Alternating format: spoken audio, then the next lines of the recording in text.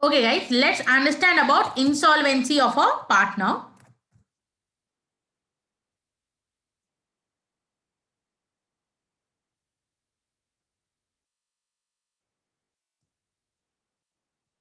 Now, guys, what do you mean by insolvency of a partner? Now, guys, when one of a partner or all of them, what do you basically mean insolvency? If a partner is unable to pay his debt, what is it?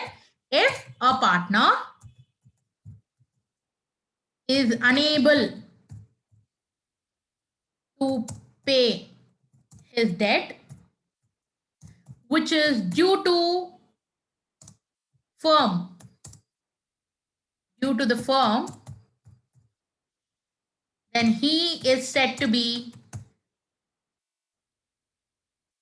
insolvent. Are we clear, ma? What is the meaning of insolvent? Hello? He is not able to pay the debt for which he has due to the organization. Am I clear? Hello? Now, we have a rule here, ma. We have a very popular rule, Garner versus Murray.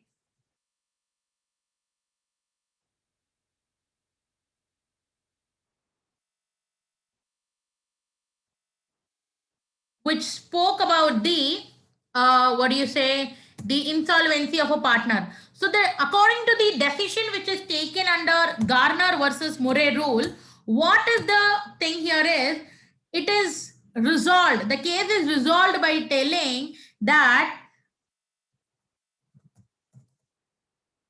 according to this rule, it is decided that the solvent partners have to bear the loss.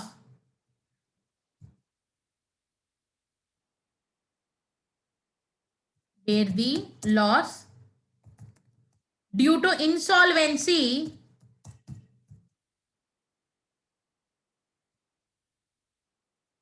in proportion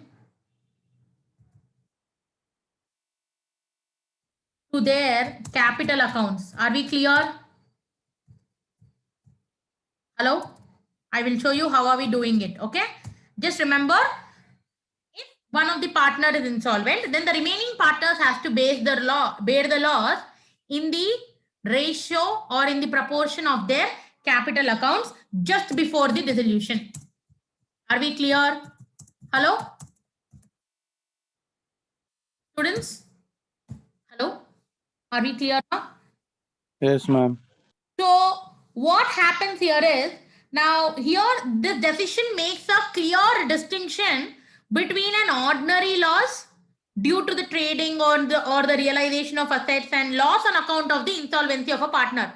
Matlab, they are telling the loss which you are getting on realization of assets and liabilities and paying the liabilities is different. That is, realization loss is different, and the loss which the firm is getting due to the insolvency is different. Karke they are bifurcating it.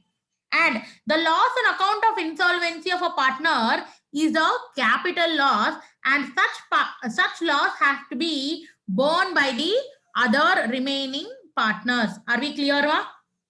In which ratio? In their capital ratio. Now, guys, if in case what happens, sometimes after the adjustment, the solvent partner's capital also can show the debit balance. Yes or no? Hello?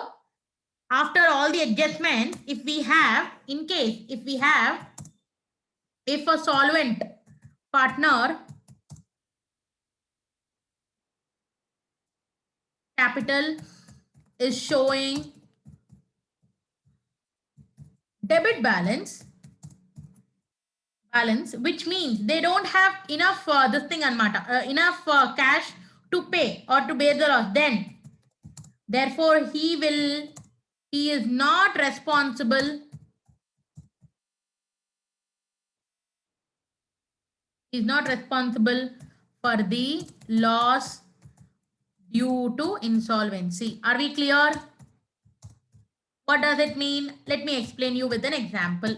Let's say we have partner A, B, and C. Okay. Partner A and B are solvent partners, but partner C became insolvent. So who are the partners who have to bear the loss? A and B have to bear the loss. Hello guys, are you guys with me? Hello? Yes. Yes. A and B have to bear the loss. But suddenly what happened after all the adjustment, B's capital account have debit balance. Okay. Now you can't go rub the loss of C on B. Why? Anyway, he is having debit balance. What more loss he will take?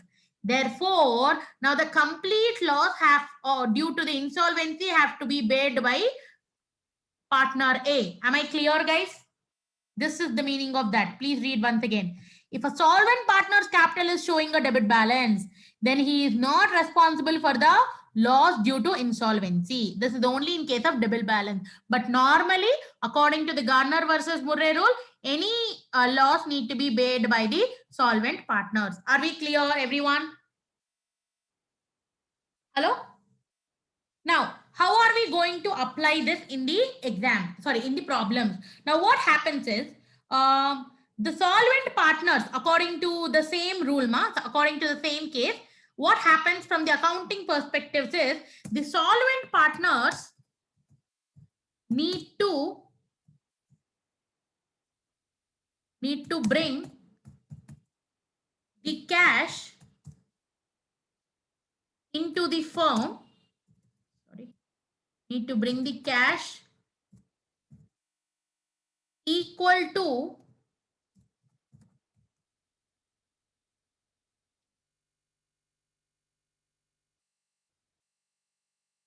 their share of loss on realization.